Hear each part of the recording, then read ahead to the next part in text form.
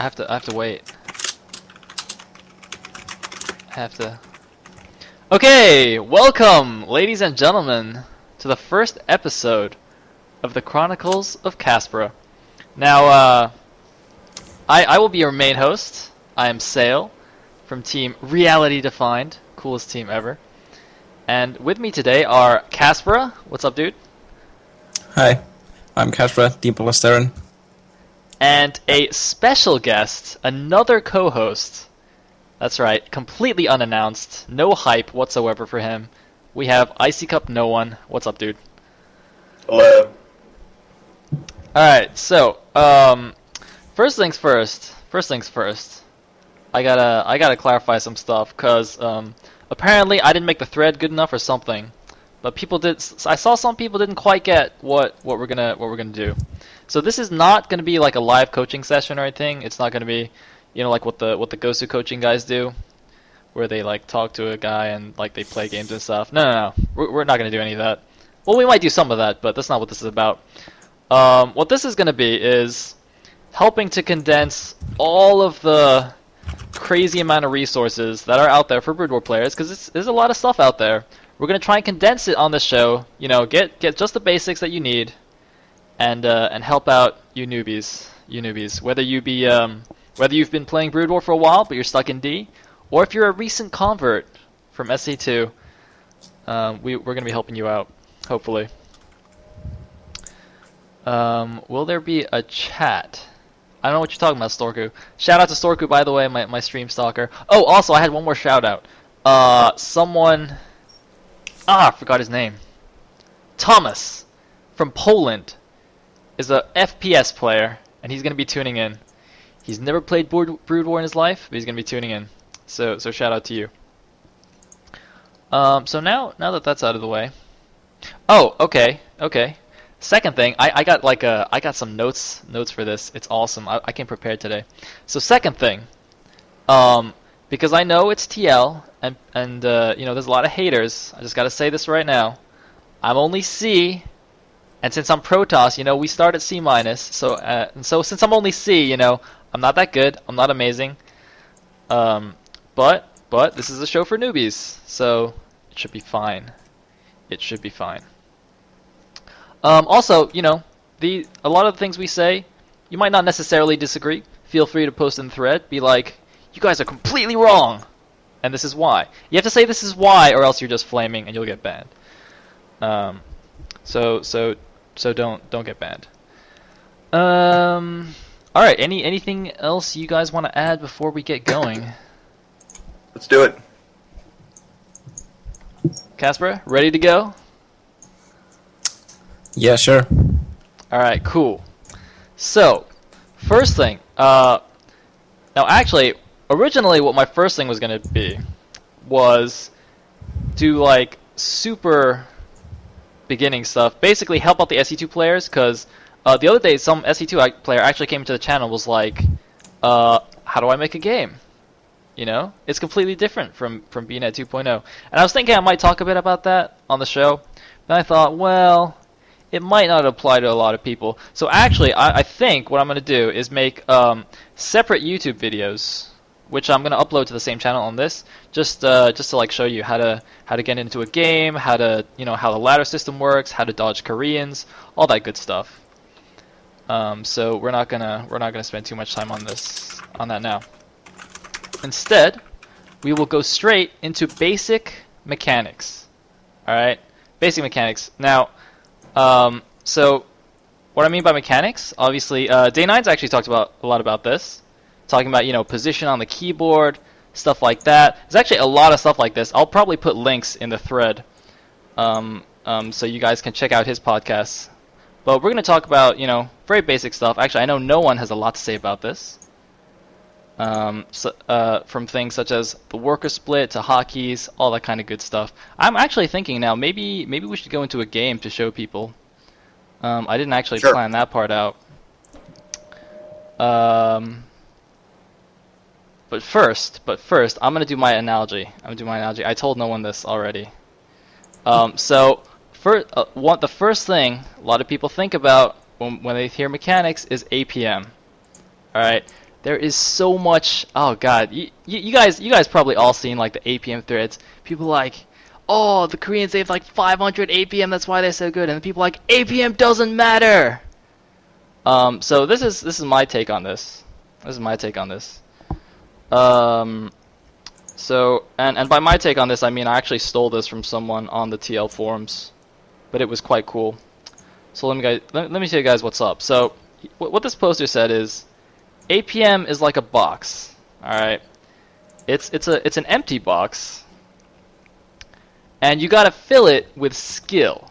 Okay, so APM, if you have a lot of APM, you got a big box, right? But if you got no skill, your box is empty.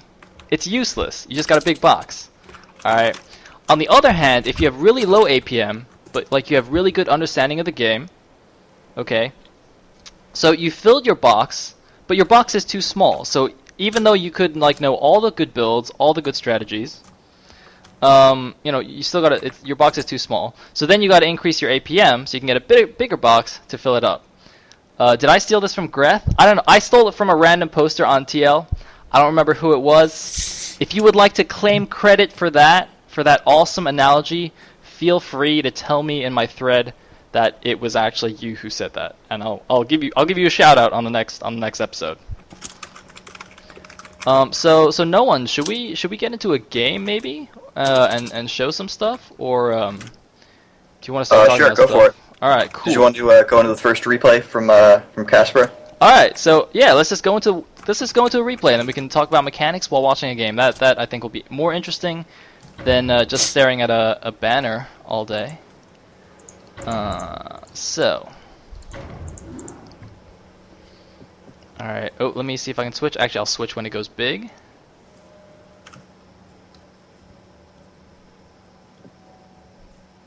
nOoNe gonna get in the game. Right. I am on my Smurf, so. All right, cool. We have a special guest. He's gonna get banned, unfortunately, dude. Bye bye. All right. Let me times 2 it. There we go. Transition. Oh, scene transition. Oh wait, I should get rid of that banana guy. All right, there we go. Oh wait, maybe I'll put him back because otherwise you guys can see the replay bar. I don't know if people mind seeing the replay bar right now because it's not actually a proper cast. But I'll leave banana guy there. So we're in a replay now. We have KasPra as our Terran hero, our D+ Terran hero, and he's gonna be playing against this Zerg. Ballint42. So shout out to you. Yeah, you guys don't care about replay bars. Well, whatever. I'll leave the ban up. He's cool. So nOoNe, or actually, all right. So KasPra, tell us what your plan is. All right, you're on Fighting Spirit TVZ. What's your game plan? Well, basically, right now, I pretty much practice 1-Rax, fast expansion, absolutely every game I play, and just try to play a standard game, pressure the Zerg, and yeah, the perfect game would be like a really long macro game, but unfortunately, this is IC Cup, so yeah, people do backstabs and all-ins every game. Yep. And that's a good point. I want to emphasize this. All right, guys. We're probably going to talk a bit more about this later when we talk about watching pro VODs and stuff. But if you want to get better, don't just all in every game. Don't do it. Play the long game. Play the macro game. All right, please. I implore you, do not just rush. Also, I'm noting that I think I didn't catch your worker split at the beginning. That's my mistake. I wasn't paying attention. But guys, worker split. If you're in SE2, you don't know what I'm talking about because your workers split themselves for you. But in Broodwar, if you select all 4 workers and you right-click a mineral, they all go to the same mineral patch. Actually, I think like one of them splits off. But it's bad. It's bad. All right. You want to start by splitting all 4 workers to different mineral patches. Now I believe the Super Gosu Pro way to do it, and the way I copied was to manually do this. So you select all your workers, click them to minerals, and then you mouse click each one to a different mineral. But I know there's a few methods people say to do it. Like you can do shift click, you can select all 4. shift click some units. I actually can't click because it's a replay. But if you hold shift, deselect some workers and split it that way. I know actually. I think Hirosu does this. The featured Broodwar streamer. I think that's a really hard way pause? to do it. Pause. All right, sorry. Alright, I wanted to give my opinion about splitting. All right, go. Okay, your split will have no impact on the game, but that does not mean you should just neglect it. You should put it as something that you should say you need to improve on, but it's not important. So don't like, today I will perfect my split. You don't need to do that. But it should just be something you should work towards. Now what I do is I select all 4 of my drones. I put them to one mineral patch, then I select 2. I put them to another mineral patch, and then select 1 from each group and select them to another mineral patch. And I believe that's how the pro gamers do it, but it's really preference. Indeed, that's how I copied it as well. And of course, as no one said, it's not going to make or break your games, but it will make you feel super Gosu if you get it just right. So that's an important thing in my book. You know. But anyway, all joking aside, shall we get back into the game? I wanted to talk about this gas steal. Because I know a lot of low-level players, they tend to think more of screwing their opponent up and not, like, having their build solid. So whenever you do something like this, you should ask yourself, what am I doing? Like, what impact will this have on his game? Well, in this case, they'll do nothing, because he's just fast expanding. So as a Zerg player, you should not do that. And like another example of this is a Manor Pylon. You're having him lose money, but the trade-off is, well, I guess in all matchups actually, you're delaying your cybernetics core. So is that a fair trade-off? It really depends on how you're playing. So just think about those things. Alright, cool. And also for the record, this is not a very common thing to do.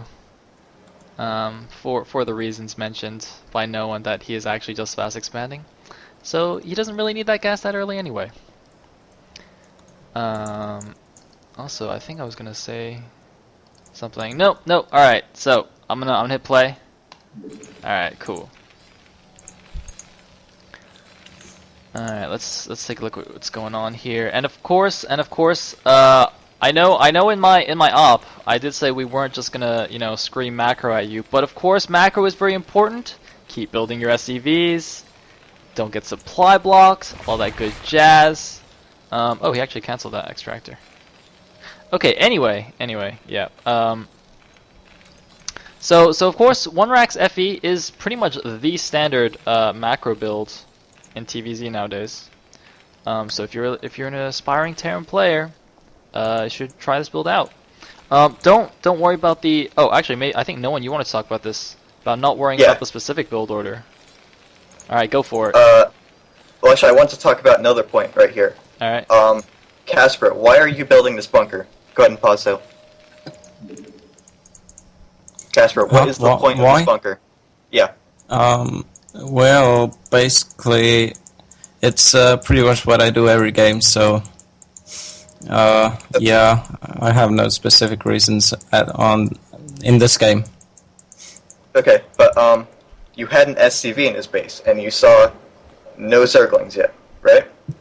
Well, about 6 are chasing my SCV right now, so... Yeah, right now, but that just only popped and your bunker is already done. Imagine if you did not make this bunker.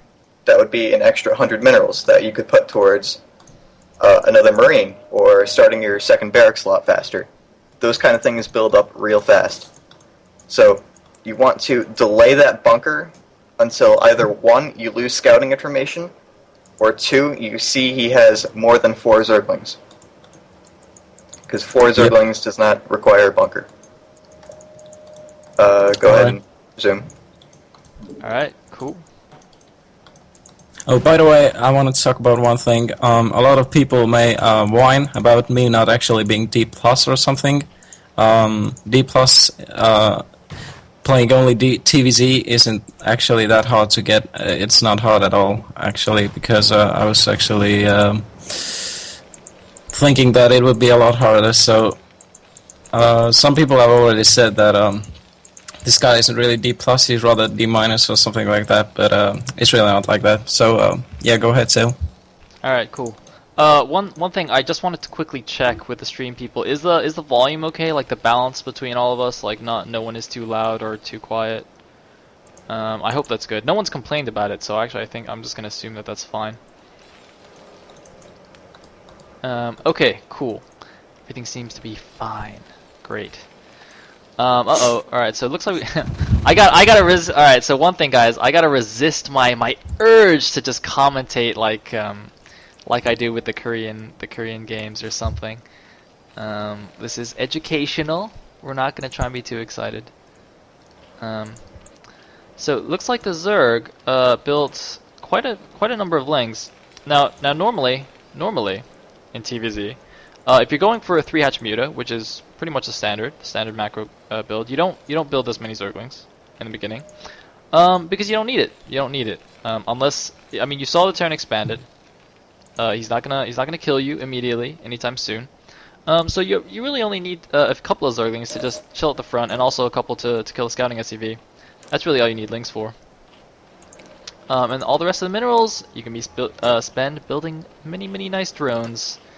Looks like he's trying to poke in here. Yeah, and actually, I want to talk about that. When it comes to Zerg, because you cannot make fighting units and workers at the same time, you need to learn to balance your economy. Now, what that means is that, imagine all of these Zerglings were drones. Ever since he made those Zerglings, those drones could have been mining. Now, that turns into, an extra 300 minerals at this point, which is a huge deal. So, what you want to do is you want to delay unit production as much as possible and just drone. How it should work is when the first attack comes out from either race, you should barely defend it and still have a lot of drones. The big mistake that low-level Zergs will make is Terran or Protoss will walk out and they'll just destroy the first push. They'll feel like they're ahead, but either Terran or Protoss has been making SCVs or probes this entire time, so their economy has been getting larger, and Zerg has just been stagnant in his economy. Yep. So, sorry, I just quickly paused so we can get a count of actually how many lings there were made. So that one just died, but basically it's 1, 2, 3, 4, 5, 6, 7 sets of lings. So normally you only want 3 sets, i.e. 6 lings. So that could have been 4 extra drones. Just a quick count right there. yeah, and that's huge. Yep. So what happens is the Protoss will walk out a second time, and the Zerg will just get crushed. And he'll be thinking, well, wait a minute, I killed that first push, I was in the lead. And it's just not the case, because he's been making probes and you have not. So don't fall into that trap. Indeed. Alright, let's go back into it. Cool. And actually, I completely forgot, but originally, we were going to talk a bit more about the mechanics. So, what kind of hotkeys do you use, KasPra? Because I know a lot of people, like a lot of new players, always ask about hotkey setups. Yeah, well, basically it's the same as every Terran, pretty much. One is for Marines and Fire Bats. In the early games, the 2 is for Medics, or also Marines, and 3 is for either Medics or Marines. And yeah, 4 is basically for tanks when they come out in the mid-game and late game, and 5 is for science vessels. So that's pretty much what I use, but in the early game, I like to use something like 1 Marines, 2 Medics, and 3, 4, and 5 Barracks, so I can just go 3, 4, and 5 and click on the Marine icon with my mouse. So that's a really fast way to macro, because I can't really like 4M, 5M, 6M that fast, so that's really quite a lot faster. Not sure I like And, that. I know no one's probably gonna have something to say about that as well. You guys should, well, basically, you should try to use keyboard as much as possible. Like, if you can do something with a keyboard, do it. I mean, if when you're not familiar with it, it feels like the mouse is faster, and it might actually be for a time. Oh, I'm gonna pause this at a Dancing Duck's request. But it is, in the long run, it will be much more beneficial to use the keyboard. I'm just gonna let no one take this one. Yeah. Okay. This is how you should train yourself to do this. Let's say you have a barrack selected and you do not know the hotkey Sorry, for the I'm medic. gonna interrupt 1 second just because this is so awesome. Someone in the chat, Dan334, says you sound like Idra. I knew it! I wasn't the only one. You do sound like Idra, man. Alright, I'm sorry. Alright, continue. Alright, so the young aspiring Terran player will not know the hotkey for the medic, so just say, screw it, I'm gonna hit the little picture. And that is incorrect. What you should do is you should mouse over the icon and see what the hotkey is, and then hit that hotkey on the keyboard. That way you are training yourself to do that in the future. And you should do that for everything. Like, you should pretty much never hit the icon. Indeed. Even for those random upgrades, man. Like, do you guys? Oh wait, I'm totally copying Day9 here. Do you guys know what the hotkey for Scout Speed upgrade is?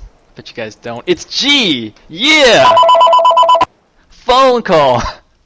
Was that you, no one? All right. Yeah, hold on. We've lost no one to a phone call, but Gosu King, you hit icon for probe. Do not. Why would you do that, man? All right. Since we're talking about hotkeys, I'm a Protoss player. When you hotkey your next eye, 0, 9, and 8. The way I do it, 0 is my main, 9 is my natural, 8 is my third base. That's the way whenever I'm doing whatever I'm doing in the game, 0p, 9p, 8p. So easy, so good. Yeah, that's what I do when I off-race as Protoss. Yeah, it's really easy. Sometimes I even have like more probes than I have SCVs with Terran. Like, it's the easiest worker producement method in the game. Yeah, like I know there's a lot of like people have their own hotkey schemes and stuff, but really like 0p, 9p, 8p if you're Protoss, I really don't think there's a better setup for hotkeying your workers, like, or making workers. So just do it. One more thing I wanted to note is I don't actually hotkey my factories or starports. In the later stages of the game, I usually have 9 barracks, or 6 or something in a 3x3x grid. So I just hotkey the center one to number 7, and then I just double tap 7 and just hotkey with my mouse. Everyone does it, so it was just for the ones who don't really know how to produce units, the Starcraft 2 players who are used to everything being on the one hotkey. Oh, of course. That's a very good point. Actually, I don't know whether I should resume. I'll just leave it paused for now. So, in SC2, you can select as many buildings as you want. SC1, you can't. You can select one building at a time. So, what KasPra just described was basically in the late game, you have a lot of unit producing buildings. So you can't hotkey all of them. It's just not. You don't even have enough numbers, let alone using hotkeys for your army. So what you do. Actually, so the way he does it, is a good way, is you hotkey. You have a group of barracks. Say he had like 9 barracks here, just like in a grid. You hotkey the middle one. I think you said you have it on 7. Yeah, or some players like to have it on 6, but I think it's. So but basically, you have it on a number. You double tap that hotkey. It takes you to center barracks, and then you can mouse click all the barracks and press M. So you do. So you double tap 7, goes to the middle barracks, and you click a barracks, press M, click a barracks, M. Barracks M, do it like that. Very easy to macro. The way I prefer to do it is to use F keys, which is another possibility. So for those of you who don't know, I know a lot of you newbie Broodwar players even don't know this. F2, F3, F4 hotkeys on a screen. So what I mean is, like right now I'm looking at this screen. If I hold Shift and I press F2, that locks the F2 key to this screen right here. So if I go away and do something else, actually, I don't know if it works in a replay. I'm pretty sure it doesn't. It does. It does? Alright, cool. It does, so, yeah. Alright, so I shift F2 there. Just click some random spot. Micro. I press F2. Right back there. Oh, that's cool. That's cool. I didn't know it worked in replays. Alright. So, F2, F3, F4, very, very useful. For example, I know in one of Day 9's things he said what he does is you have, say, your main base as F2 and your natural as F3, and then like if you get storm dropped, you just press F2. Whoops, my F2 is not on the main nexus. All right, let me actually do it properly. F2, F3. All right, you go F2, select your workers, F3, right-click the minerals. Super fast, super easy, saves you from storm drops for the most part. So that's pretty cool. Also a very useful trick is to, if you're re-rallying all your production facilities, like because I'm Protoss, I have a bunch of gateways. If I'm going into the mid game, I build an extra 4 gateways. The way I rally them is I just shift F2 on my gateways and shift F4 right outside my natural where I want to rally them. F2, click a gateway, F4, right click, F2, gateway, F4, right click. Very, very easy way to rally all your unit producing structures. So those are just some hotkey tips and tricks, and I think I can resume the game. I wanted to just clarify. Do you have Marine range? Marine range? Alright, I'm gonna resume. Marine range. I don't think so. Maybe. Alright, I need to stress the importance of stim and Marine range in this matchup. If you want stim fast, that's like understand it, yeah. But people don't seem to understand the importance of Marine range. Oh, well, I'm getting it right now. Can't wait. If you do not have Marine range and you're fighting Mutalisks, that is not a good spot to be in. The entire purpose of 2-hatch Muta is to hit you before you have Marine range and do a ton of damage. So if you're playing a 3-hatching player and you don't have Marine range, something is going very wrong. You can feel it. Like it's incredibly easy to deal with Mutalisk harass once you have Marine range. Yeah, actually, before going into the 2-hatch, maybe should we describe 3-hatch more, like what the overall game plan is, and then we can talk about 2-hatch and why that's different. So yeah, sure. I know we talked about this. Do you want to go for it, or should I go for it? I'll do it if you want. All right, go. All right. The point of a 3-hatch. You do not kill your opponent with a 3-hatch. That's not the goal. The goal is to keep your Terran buddy in his base. Like, see what Terran's doing right now? The Mutalisks should be dealing with that. And for some reason he only has 4. But let's assume he has 11, as you should. It would delay the Medic Marine and allow these lurkers to finish in time. That is the goal. To give yourself map control to get a 3rd base and get lurkers there. Now that's not to say you can't do harass, but you should not force it. 2-hatching on the other hand, because you don't have that fast 3rd hatch, you do not get as many drones, and you cannot get as many Zerglings. So you make up for this by getting there before Marine range is finished and doing a ton of damage. Zerg losing your 3rd is very obviously bad.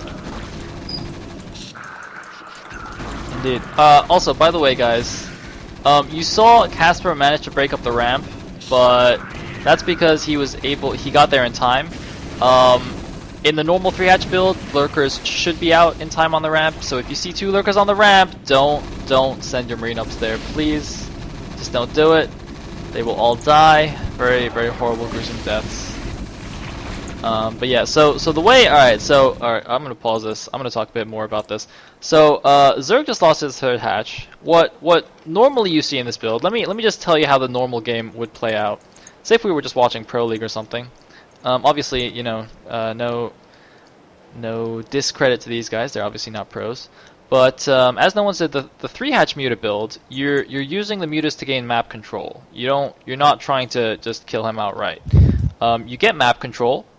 you take a third gas. It doesn't necessarily have to be a main, but a lot of Zerg players like to take a third main because you can put 2 or 3 lurkers on the ramp and it's perfectly defended.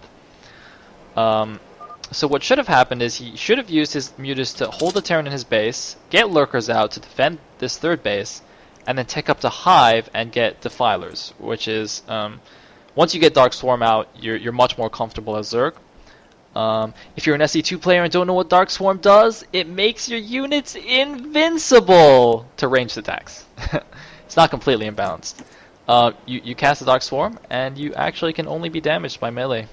And since Terrans don't actually have a melee unit except the SCV, it's pretty good. No, SCVs don't do damage under Swarm. Really? Really, no workers do. Alright, so I guess Terrans don't have a single unit that's melee. Of course they can still do splash damage, but anyway, Dark Swarm is good. It's good.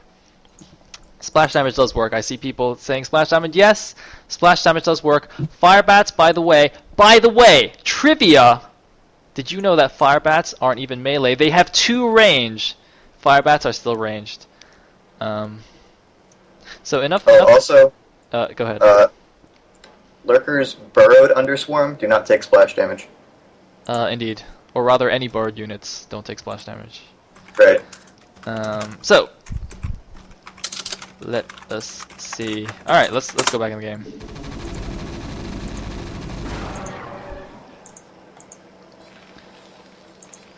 So yeah, this is an awful spot to be in a Zerg, losing your third gas, because you can't afford.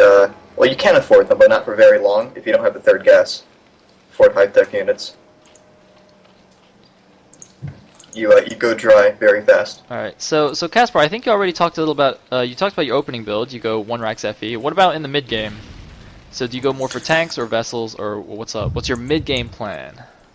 Well, my mid-game plan is pretty much just get the upgrades for my bio army, which I am not somehow doing right now because I'm not very good. And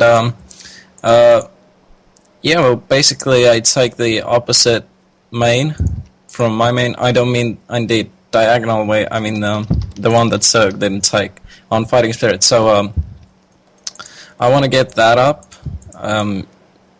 Usually I do not take the third base. I usually just take the another main. I want to get some factories up there and start making. At some point of the game, I can't really say when, but just when I feel like it, I get the mines and vultures and start placing mines on the map. And when I get some more factories up, I just gather a really large tank vulture army, but I still play. I still macro marines at the same time, so it's pretty messy, but looks like it has worked in a couple of macro games, and it's pretty much a copy of what Flash did in Flash vs. Calm. I think it was in the MSL a couple of seasons ago. So yeah, my execution isn't really that good, but I try to do something in the lines of that game. So yeah. I just want to say that that game has ruined my Zerg life because all Terrans are copying that now. Alright, 1 second guys, I'm modding Chiante, I'm distracted. It's actually pretty complicated. Alright, add. Alright, Chiante has been permanently modded. Sweet. So, I think this game is, I mean, we can see it goes on for a little bit longer, but Terran has a definite advantage now. Zerg keeps building Mutalisks, not really a good idea at this point in the game. Mutas can't really fight Medic Marine head on in these numbers. So, yeah, I think this is just, well, he's doing some damage. But I think Terran's in a great spot. Well, he shouldn't do some damage, he's only doing damage because I'm bad.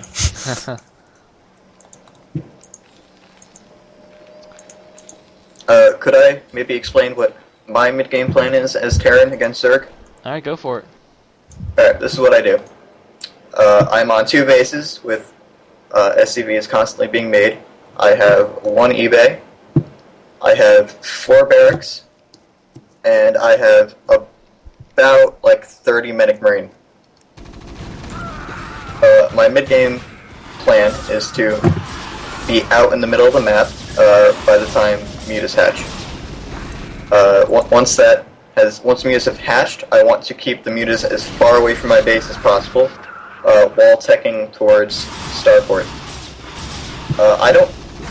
I guess this is actually wrong in my gameplay, but I skip tanks and just go for a 2-port vessel. But typically what happens is you get a factory with, you get 3 tanks and 1 vessel, and then you try to do a doom push. But my goal is to be so aggressive that Zerg never gets a chance to get lurkers on a ramp, and therefore I don't even need to do anything. I can just sit in the middle of the map and he's starved on 2 gas. All right, cool. Now, I just want to note that so if you're a Zerg or if you're a Terran, you don't have to copy exactly what nOoNe says. It's his way of playing it. As he says, it might not necessarily be the best way. But the important thing is that you have a plan for what you're doing in the mid game. Don't just be like, okay, I'm gonna 1-rax FE, and I'm gonna build units, and I'm gonna kill them. You gotta have a little bit more planned out. Do I want to get tanks? Do I want to go straight for vessels? Have a plan, guys. Have a plan. And it looks like it's just gonna be wrap up from here on. GG. I'm actually gonna pause this on the GG and pretend that everything was good mannered, because I have watched this replay. And not all ends well. So I'm just gonna exit right there. All right, cool. And actually, we've been going for longer than I expected. So let me bring up my handy dandy notepad. Oh, let me go back to the overlay. Is this the overlay? There's the overlay. Am I gonna release the replays? Do you guys really want those replays? I suppose it's up to KasPra if he's comfortable with that. Yeah, sure. Alright, cool. Cool. So what was? Oh, okay. I got a little bit distracted. So yeah. So that took a little bit more time than I anticipated, but that's fine. That's fine. So should we go into another replay, or do you think we should talk about like watching VODs and pro replays and stuff like that? I think maybe that's maybe we want to cover that in the first episode as well. Sure. Oh, people are angry that I took out the BM. Okay, whatever. So.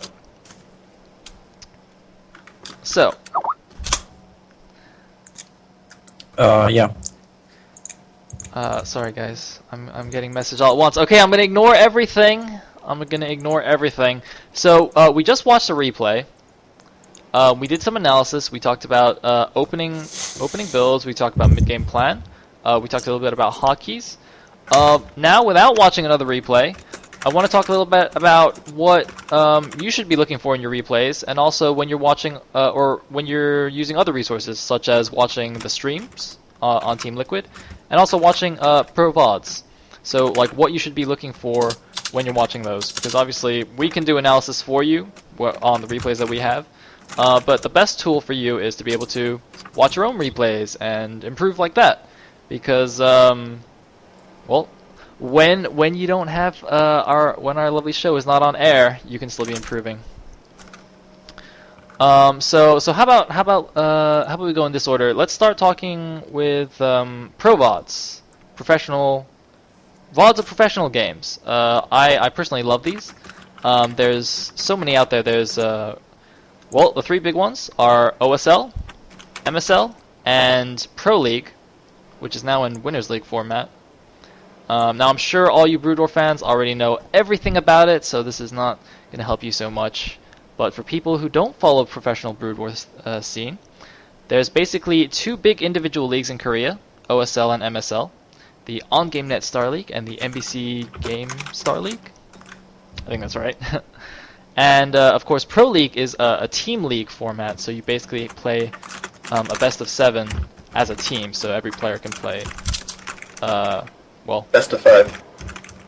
Isn't it? best of 7. Oh wait, no, they changed it. Yeah, Never mind, you're right. It's best of 7 now. It used to be a best of 5. Yeah, It's now best of 7, which makes it even more kick-ass.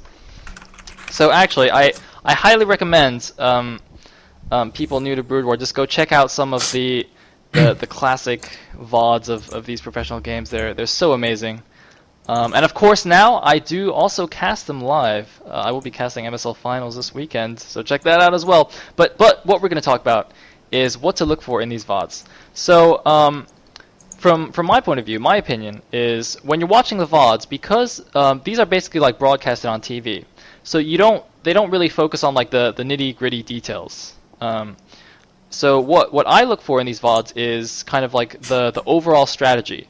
So the general idea of the build, and also like how players react differently to what they see. So for example, if you're doing if let's say two pros were doing a TVZ, and they did it standard 1 Rax FE against 3 Hatch Muta, that's great. I can see I can see how a normal game would play out. How the lurkers should be on time to defend the third base. How the Zerg just tries to take map control to force the Terran to stay in his base so he can get up to Defilers, all that good jazz. But I also really like seeing when players do like unorthodox things.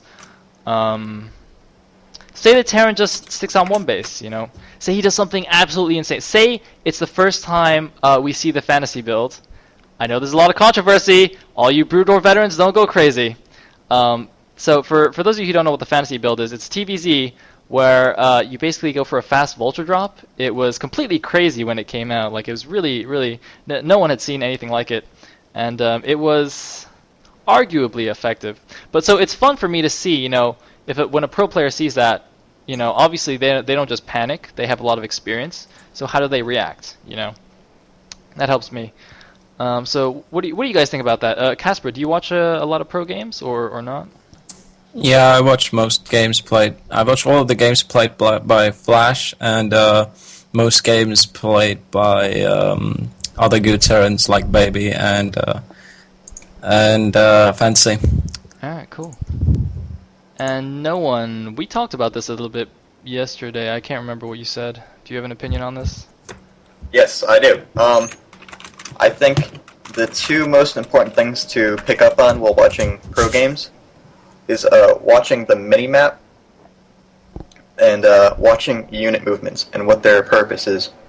The mini-map is especially important for watching when players take expansions, because that's like the best thing to learn from pro games, is pro gamer expansion timing. And that's really like a mystery for a lot of low-level players. But you'll notice a theme with this. They generally expand while attacking, because they need to deal with this giant big push, and then, wow, there's an expansion going up, I can't deal with that too. But it's not always that. Like, sometimes he'll have map control, and that allows him to take an expansion. The other big thing I like to see is unit movements. This was especially key on match point. I think a really good example of this is Jaedong versus Stork on match point. I don't have the VOD open, but there was a point where Stork was threatening Jaedong's bottom right, and he knew how important the high ground pod was above his mineral only. So he left lurkers there until he knew for sure he was going bottom right, and then once he was sure, he moved them. And there's a lot to be learned from that kind of stuff. Alright, cool. So, there you go. Next time, you're eating dinner, you need next to your computer, boot up the latest Winners League VODs or something like that. It's perfect. Okay, now, next thing, let's talk about streams. So, of course, I believe there's a couple of featured Broodwar streamers streaming right now. Shawnee was streaming when we started the show. I believe Hirosu was as well. So watching now. So I said when you're watching the VODs, obviously the observers don't want to just show you exactly all the mechanical things happening, because that's not the fun part. But it is certainly an educational thing when you're watching a really top level player like Shawnee when you watch him play, you get to see, exactly how he does what he does. So when you're watching the pro games, you see what they're doing.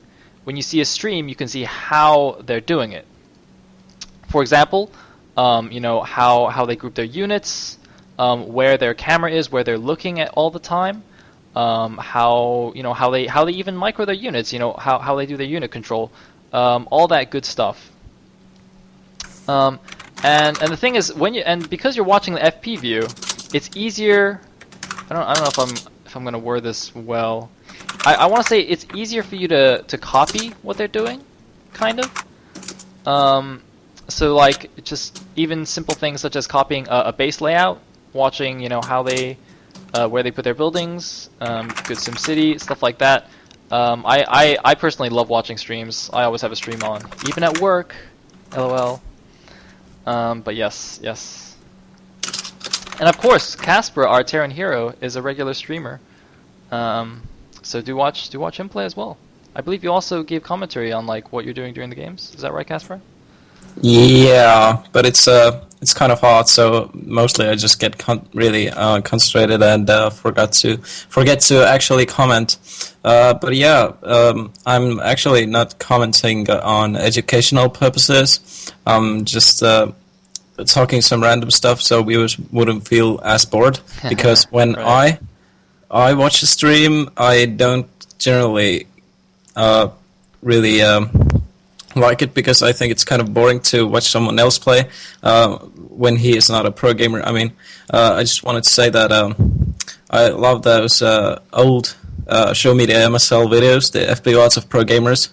I learned a lot from those Terran guys, and yeah, that is cool to watch. But usually I don't watch streams, and that's the main purpose why I'm actually talking during games, because I just feel like it's so boring to watch if there's like absolutely no content except like making SCVs the first 4 minutes.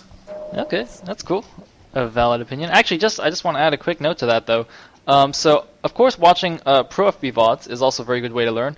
But personally, I find like if you're watching Jadon go at 400 APM, it's kind of crazy when you're watching a stream. AKA, if you're epileptic, do not watch Jadong's first-person view.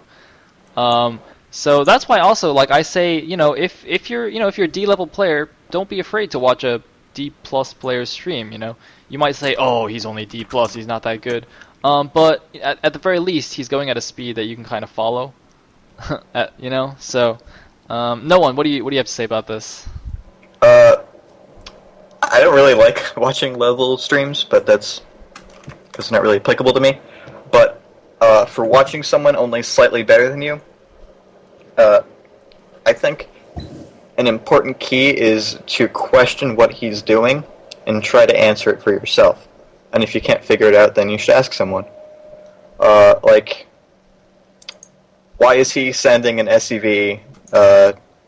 Let's say you're spawning bottom right on Fighting Spirit, and you're playing the TVZ. Why is he sending an SCV to 6 while he's moving out? Then you try to answer that. And if you can't, you should ask someone. And that's fine, but you should try to figure it out and say, oh, well, he's checking for a counterattack. So that's what I'd say about that. Alright, cool. Alright, and third thing I have on my little list is, of course, watching replays. Now, we just finished analyzing one of KasPra's replays. Now, of course, so basically this kind of is two categories. One is watching pro replays, or, Gosu replays. Not necessarily pro. Could be some high-level amateur replays. And, of course, watching your own replays. Now, personally, I don't really watch too many pro replays. I just watch the VODs, because that's more exciting for me. But I do always watch my own ladder replays. Pretty much every single game. Win or lose. Now, so basically what I do is if I lost the game, obviously I want to watch the replay, see what I did wrong. Usually the way I do it is I try to focus on just one or two big things that I want to improve. So in the beginning, when I was just starting out as a D player, it was more or less just macro, like just macro for until I got out of D. Because as much as we say there's a lot of other things you can look at, macro is of course probably the most important thing at D level. And by macro I mean constant worker production, having sufficient unit producing structures, and then actually making units out of them, and other things like also keeping up with your upgrades, things like that. And then once I get a little bit better, I can say things like if I lose to 4-hatch Hydra, I will say, oh, okay, I think that build is unfair, but I'm not going to complain. I'm not going to make a show about it. I will instead think, what can I do in order to beat that? So it gets a little bit more specific. Or similarly, if I lose to an early vulture drop or something like that, and then I blow up all of my own probes, I'll be like, maybe I should not send a zealot to my mineral line when there's vultures in my base. That's reasonable. It's reasonable. So, Noah, what do you have to say about that, or KasPra, before I start laughing at my own jokes? We should go on with another replay or something. That's all I gotta say, because people are complaining that this is TV, not radio. It is. Oh, I'm sorry, guys. I would have a webcam, but actually, I do have a webcam. But you guys don't get to see my face. You guys don't get to see my face. All right, hold on. All right, I'll let no one get in a few last words about that, and then we can go into another replay, and then we'll probably wrap it up. Am I allowed to talk extensively about that? Because I have a lot to say. All right, just go for it. Just go. All right. We'll ignore the haters. I think learning to analyze your own replays is the single most important thing to improving as a player. Now, when I'm watching one of my own replays or I'm analyzing a replay for a friend, I usually watch it multiple times. The first time I watch it, I'm looking for macro. What I do for the first time is when I play, I only look at my hatcheries. I say, at any point in time, are there 3 larvae at any hatchery? And if there is, that is a major problem. So let's say I'm playing a ZVT, and at the 12-minute mark, I have 3 larvae at every hatchery. I say to myself, why does that happen? Maybe I'm in a battle. So I need to say to myself, how do I solve this? I set up hotkeys ahead of time, so that way during the battle I can go 0SZ, 9SZ, 8SZ, 7SD, 6SD, something like that. And that's just reserved for like Terran and Protoss. You should watch your command center constantly to make sure you're always making SCVs and Marines or whatever, and you're always not getting supply blocked. Now, the second time I watch it, I look for expansion timing, because that's another big screw up. You can have perfect production, but if you're not expanding, you're gonna lose. And that's not really something you can pick up by yourself. That's really something like someone has to teach you how to do. And you should be comfortable asking someone who's better than you, can you tell me if my expansion timing is correct or not? We hear your dog, by the way. Yeah, not much I can do about that. I think those are the 2 most important things to do, because what happens is, if you've eliminated macro as a problem, like say, I have the maximum amount of units I can have going into this battle, then you can definitively say micro was an issue. If you go into a battle and you have like 2,000 in the bank, and you get like completely crushed, it's not clear. Like you could say, well, if I had 2,000 minerals more units, what would have happened in this battle? So that should be the reason why people always tell you to fix your macro before you fix other problems. And there's other things I look for, but those are the 2 most important things. All right, cool. So let's go into another replay since people are asking for it. Let's see, which should I do, the Protoss one or the good TVZ one? It's a good. It's TVZ. the good one. Alright. I think it was this one. Alright, ladies and gentlemen, we're going into another game. You know, I was actually thinking about this before the show, because the way Day 9 makes all that talking palatable is by showing his pretty face. And all we got is a banner.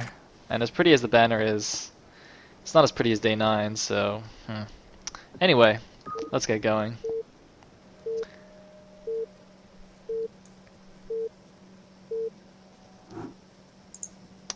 Alright, just gonna times 2 it up for the moment.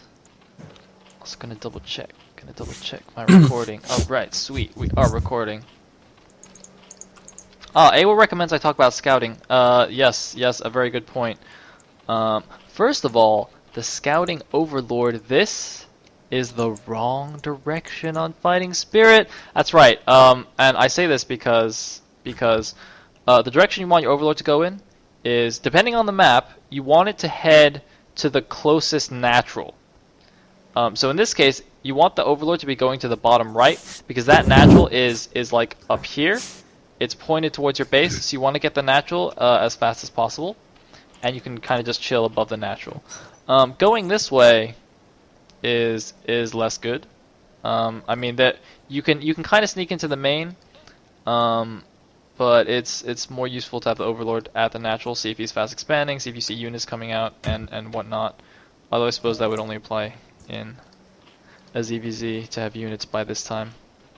Anyway. Also, okay, actually, I'm gonna pause this. nOoNe, can you talk about this double scout like you told me, because I actually didn't know about the reasoning behind the double worker scout. Would you like to talk about this, nOoNe?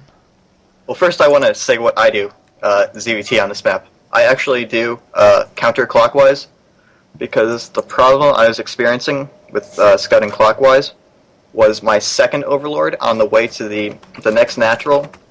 If I was playing a really aggressive Terran who liked to do these crazy like 6 marine pushes to force me to make Zerglings, I would lose that overlord on the way to his natural. So I send it to the sweet spot of the counterclockwise natural. And the only issue I have with that is if he 8-raxes. But in that case, it may die, but it buys me time because he has to kill it. And that's very valuable time. With the double scout from Terran, the quote-unquote correct thing to do in TVZ is to send the SCV that finishes the depot. That should go to one base. And then if you don't scout him on the first try, the SCV that finishes the barracks should go to the other main. And that just ensures that you're not going to die to some bullshit like a 4-pool, because the way you lose to that is just by not seeing it in time. And also, you want to be able to place your command center as fast as possible, being as safe as possible. Because what some low-level Terrans will do is they will scout bottom right, scout top right, but they haven't scouted top left, and he's going 9-pool. So Terran just like blindly puts his CC on the low ground off one Marine, and then he inevitably dies and curses the world because he plays Terran. And someone asked a good question in the chat. He said, how many build orders should I have? And my answer to that, as I already typed, would be 1 for each matchup. Find a solid, safe macro build, and just keep doing that. You can now here. Then he says, well, what about if I'm close or far positions? In that case, you make small adjustments to your build. For example, let's say it's TV. Let's say it's ZVT. You send out a drone scout. You 12 hatch. You send out your drone scout, and then you discover he's in cross position. Actually, I don't know if this timing is correct. I was gonna say you. No, it doesn't work like that. Okay. Okay. Let me say. Okay. PVZ. This timing will work out. You scout after pylon. You're doing a forge fast expand. You scout after pylon. You scout him at cross positions. So the timing for this, I'm going to tell you the timing. Don't worry about it.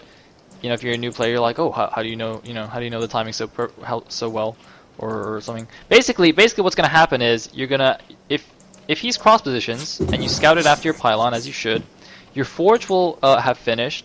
If you were being safe, you might have actually put down a cannon or two. But if you see he 12 hatches in cross positions, you can cancel your cannons, immediately put your nexus down, and I think you can even get your gateway down before cannons. Yeah. If you're cross positions.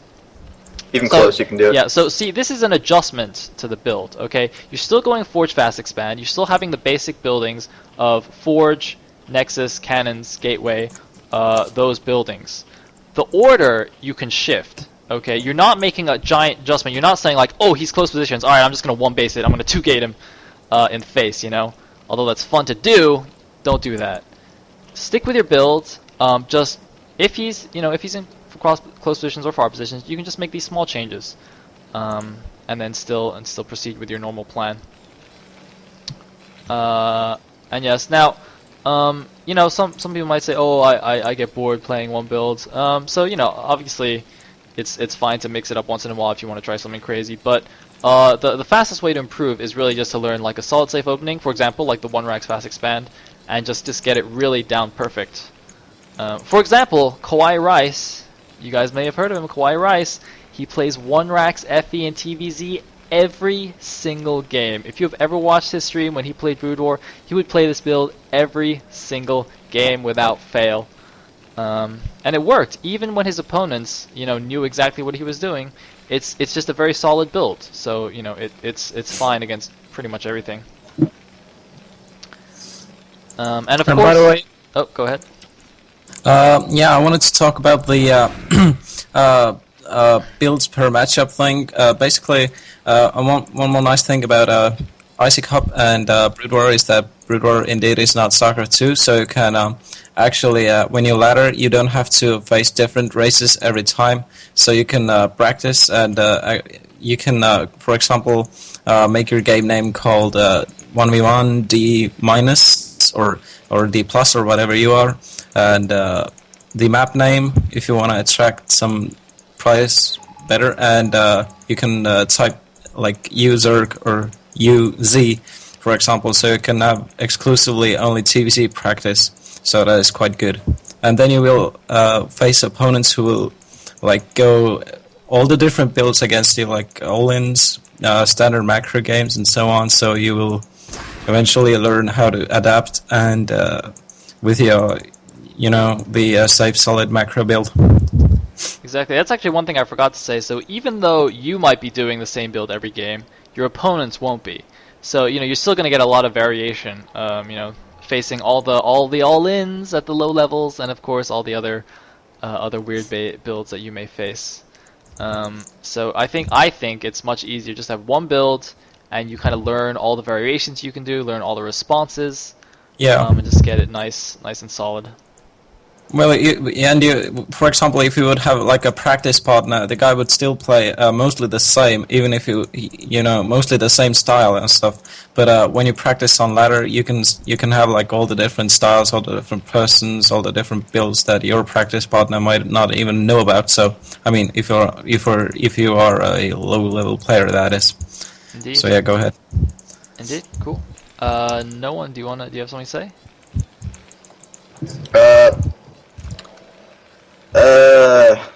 I think you should just do one build, one matchup, one map, over and over and over. Do the day 9 advice. Eventually, you'll get a hang of it, and you'll be able to branch out a little bit. But really, until you're like a solid C, you shouldn't be doing anything different. Just keep doing it over and over and over. Because winning is fun, and you want to win. And doing weird stuff will not increase your win rate. It'll give you temporary funness. Alright, cool. And by the way, one more thing I wanted to note is in TVZ, I don't know if you guys agreed with this, but my personal opinion on this is a lot of players go mech on D levels and like C-, and I agree with nOoNe that you should like play one matchup, one map, one build only until you get it down like almost perfectly. And yeah, I wanted to note that a lot of Terran players go mech, but I wouldn't really practice mech versus Zerg until I got the bio down really good, because as one of my old-time friends said, you need to crawl before you can learn how to run or walk or whatever.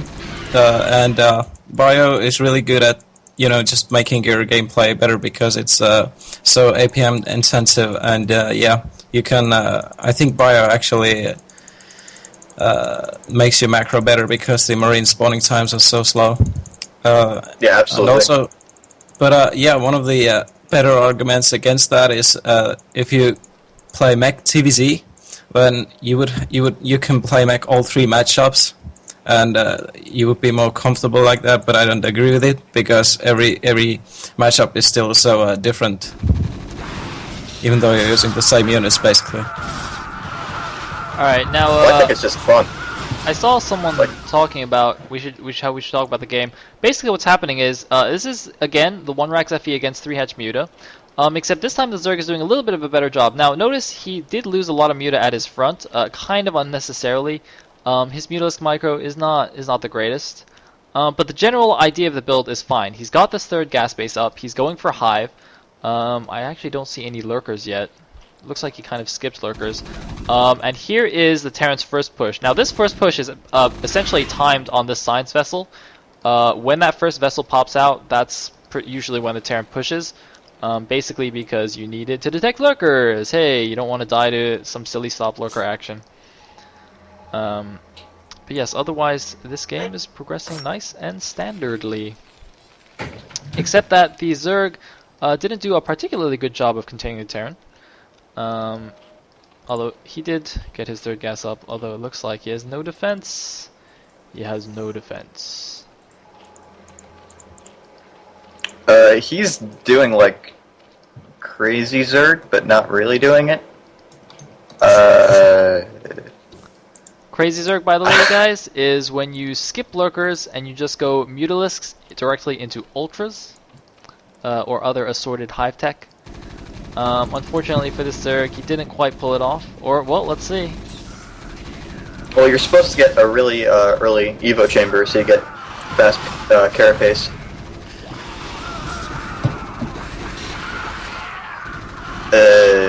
Yeah, that's not so good. So he does have the +1 carapace, but Mutas cannot really fight Marines directly, or Medic Marine rather. It just doesn't work. Doesn't work. Actually, let me bring up my handy dandy notepad. Okay, I have a question for you, KasPra. Why are you not taking a 3rd base right now? Yeah, well, there's no real answer to it other than I'm bad. Okay, fair enough. Usually what you want to do is, while you're doing this mid-game push, you want to expand and add on 2 more barracks. That's usually what happens. Alright, let's take a look at the barracks count. Well, that's a pretty healthy dose of barracks. Barrackses? Barrackses? Alright, got the 2 Evo chambers upgrading, very good. So yeah, as I was saying earlier, when you have this many barracks, hockey one of them, double tap it. Actually, it looks like 3 of these aren't rallied. So you gotta rally these barracks. And one way to do it is the F key trick, which I said. Some players will use the number hotkeys on their barracks, just temporarily put them on 7, 8, 9 or something, and then just click them. But obviously, by this time in the game, you often are using all your hotkeys already. So I don't really like that. It's much easier to use the F keys.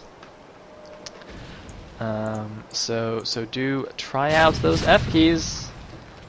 And another thing, actually, okay. So another thing is when you're trying out new hotkey setups, you will often feel very uncomfortable. So if you go home and try this, if you try the F key things on ladder today, you just go and start playing ladder games. You're like, oh hey, Sayle told me to use F keys. All right, sweet. Let me try it. You're probably gonna feel pretty uncomfortable. You might even just lose the game and be like, oh, this sucks. I spent an hour trying to figure out how to do the F keys. I'm never gonna do that again. But you know, it's not. You're not gonna like instantly be able to figure it out. It's not the hardest thing in the world, but you know, hockey setups. It just takes time to get used to. So don't just freak out if you just lose like 5 games. All right, no, when you asked for a pause. Yeah, I wanted to elaborate on an earlier point when I said like you won't know the outcome of a battle if you're not macroing properly. Imagine if you had 1,300 minerals more worth of marines right here. Game would be over. It would be done. There's nothing Zerg can do about that. And that's just through macroing better. You will win games through better macro.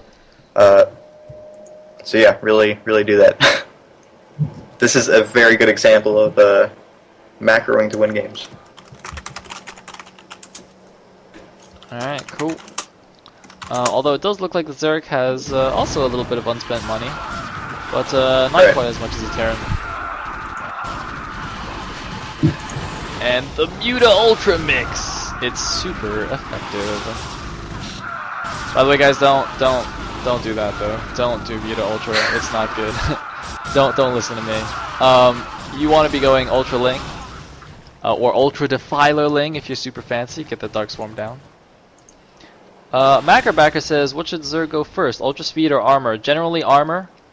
Armor 100% of the time. Alright. All matchups. Armor, 100% of the time. No, I've heard one good argument for getting speed first, but that was by a very advanced level player, so I'm not even going to repeat it. I'm not even going to tempt you guys. Just go Armor first. As no one says. Who did say that? I'm curious. Was that Chill? No, it wasn't Chill. It was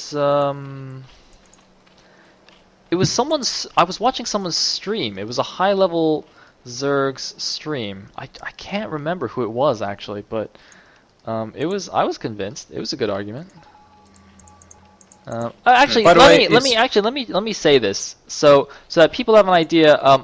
Okay. First of all, as we said, go Armor first. However, I'm gonna just tell you this as an example of like how you should be thinking about the game.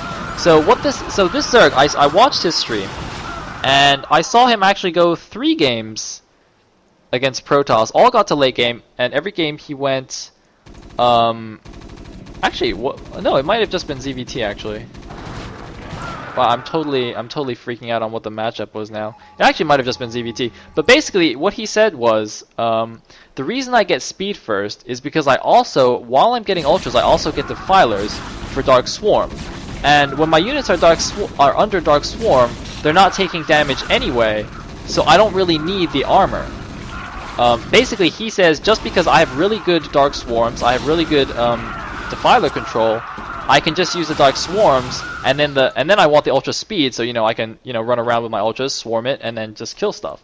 I can actually afford to get the armor later, because actually I was noticing he was actually getting the Ultra armor very late, not even immediately after Speed finished. I think just because he was just gas hungry. But it was very interesting, so I said, oh, okay, that makes some kind of sense.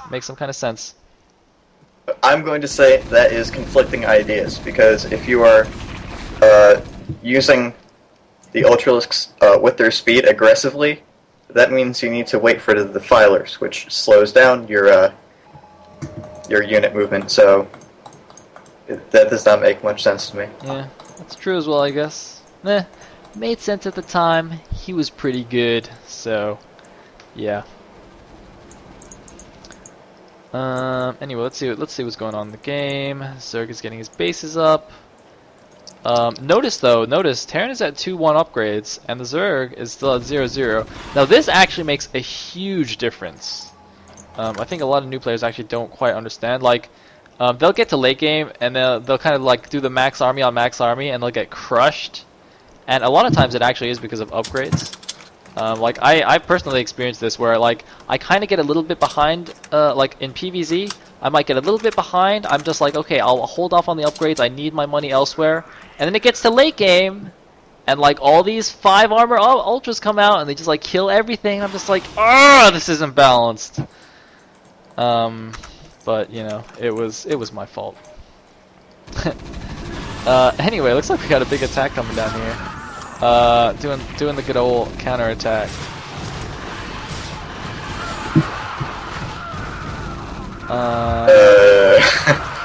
have a lot of money in the bank. Alright, alright. See this, ladies and gentlemen? This is not good. 2k, 1k. Spend yo money. Now, I do understand it's actually quite hard because, as KasPra said before, Marine build time is like super fast.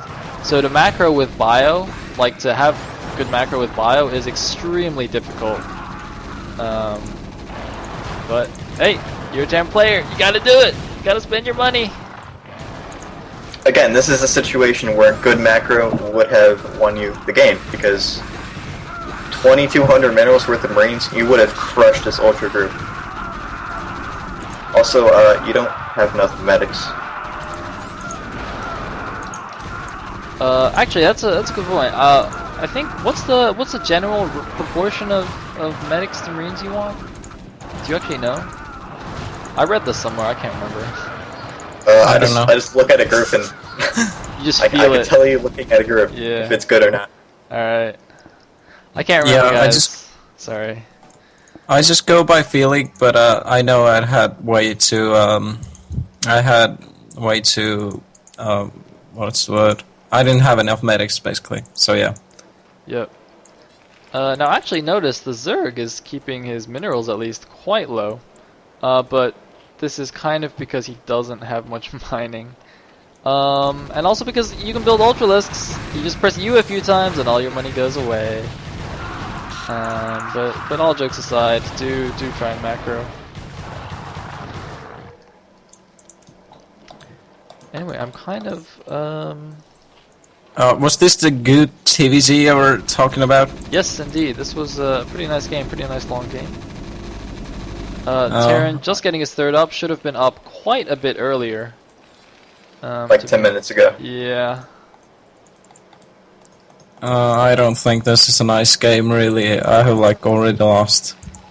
Yeah. Well, it was the best one in the set you sent us, Oh. I think. So. Another thing I'm noting is you don't like vessels for some reason. I'm going to tell you right now, vessels are a Zerg's worst nightmare. Yeah, I know that, but yeah, I find it kind of difficult to macro Marines and also make vessels. So it's not that I purposely miss it. It's just that it sometimes doesn't even like pop in my head when I go back and macro some Marines and also maybe make a tank and yeah, Well, just miss one vessels thing to a note, lot. though, is if you look at your mineral to gas ratio, you have a ton of gas and not many minerals. Now, if you'd been making a lot more vessels, this would actually be a lot closer because vessels cost a ton of gas. So that's another thing to watch out for is when you're macroing, just, you know, keeping your minerals low is good. Keeping minerals and gas both low is even better. So think about how you do that. For example, the Zerg now is also much higher in gas than minerals. So one unit he could build is the Filers, which are much more gas heavy than mineral heavy, and are obviously very good. I think in general, the spellcasters cost like low minerals, high gas. So you know, think about the balance. Yeah. But yes, it looks like despite the Zerg not having many mining bases, well, I think you're gonna be able to clean this up. Cool. He has like a million more ultras coming. By a million, I mean 5. Well, 5 ultras might as well be a million in terms of how unbalanced it is. Oh, yeah, look at that. Oh, I forgot I can click on the eggs and see the lovely ultras popping out. I thought I just heard an ultra die to a mine. Oh, yeah, on this map, you should always mine the area outside of your third. Like 100% of the time. Didn't you want to talk about how to deal with ultralisks? Oh, yeah. First of all, like, I don't think people value how much easier irradiated ultralisks are to deal with. Just like get vessels and irradiate them. They become very, very easy to kill. That's point number 1. Yeah. Point number 2 Let me just add a quick add-on to that point. Basically, one of the reasons that is the irradiate doesn't care how much armor you have. So you look at this Ultra. He has 5 armor right now. If he was maxed, it would be 6 armor. Yeah, 6. 6 armor. So Marines are doing like almost no damage. They're doing like 4 damage, 3 damage, even when they're maxed. The irradiation, on the other hand, doesn't. It's a spell. It doesn't care about armor. So it does. I think it does like. Oh, replay finished. But does it do like 150 damage? It does a lot of damage. It does a lot of damage, and it ignores 300. armor, so it's good. Wait, what? 300. Wait, 300. 300? No, Yep. it's not. It's not three. It's not that much. Pretty sure it's 300. No, because really? Pretty sure. Whatever. I'm not Terran. I'm not Terran. It's fine. All right, it does 300. All right. Apparently, KasPra sent us the wrong replays. No, I sent you only 2 of wrong replies. Only 2 of them were the ones I didn't mean to actually send. Can I send you the right ones? You can. You can. We're going on an hour and a half now, so maybe we could actually just save it for next time. All right. They're both really long games, though. Yeah. All right. All right. Let's save those for next time. Yeah. So are we gonna wrap up now? Yeah, I think we are. So let me. Did you want to do question and answer stuff? Oh yeah. All right. Let's do that. So let's do Q&A. All right. I see a lot of people calling for random matches. We'll do that after the show is officially wrapped up. When I stop recording, and then, wrap up the show. We'll finish up the show nice and proper, and then we can do some fun matches. By the way, I just want to note that I'm gonna self-promote right now. After this show, I'm gonna be playing, so you can watch my stream, the FP Watts, and I'm gonna try to use some of the things I've learned today. So yeah, but you guys gotta wait until the show actually ends because I can't just leave randomly. Indeed. All right. Cool. No one. Any shout-outs you want to give? Shout out to Red Bull. It's a good drink. Nice. All right. So if that's all from you guys, I have quite a bit of administrative and shout-outy things to say. Dude, I have a shout out. All right, go. Shout out to I don't know how you actually pronounce his name in English, but I'm just gonna pronounce it Estonian way. Mustajo. Shout out to you. Are good at making OPs. So I mean live report threads. So yeah, go on. All right, cool. So this the VOD of this episode will be recorded on my Ustream, so you can watch it there. I will be uploading to Blip probably tonight, so it should be up there within some number of hours. And eventually it will be on YouTube. Now, I haven't actually uploaded anything to YouTube before, so I'm going to have to figure out how to cut it into bite-sized chunks because YouTube can't handle big videos or something. So that will be up on YouTube also eventually when I figure that out. So it's number 1. Alright, so number 2. I think we can... Actually, no. I'm not going to say that. Alright, so this was the first episode of the thread. It was kind of messy, I think. A little bit messy. We kind of jumped around a little bit. Some people were saying, we need to be in the game. Actually, wait, why am I not on the banner? You guys can all see all the dirty things on my desktop. Anyway, so yeah, you guys were, saying, oh, we want to be in the game more. So yeah, just leave your suggestions in the thread. I will certainly peruse it and take those into consideration. So tell us what you liked, what you didn't like, etc. And so I think that's all. The next episode will be the same time, 21 CET. Next Thursday. I might be inviting a special guest. I haven't quite decided yet. And by that I mean I've just been busy. I've just been busy this week. Next week's subject, I was thinking about this. Originally, my plan was to kind of talk about dealing with rushes and all-ins and stuff like that because the D ranks are pretty cheesy on ladder. I'm not gonna lie. But we shall see. We shall see. So yeah, I think that about wraps it up. So thank you all for listening. Thank you to my co-hosts, KasPra and nOoNe. I will be stopping the recording now, and then, but due to popular demand, we will be going into some fun games after this, so stay tuned. Alright.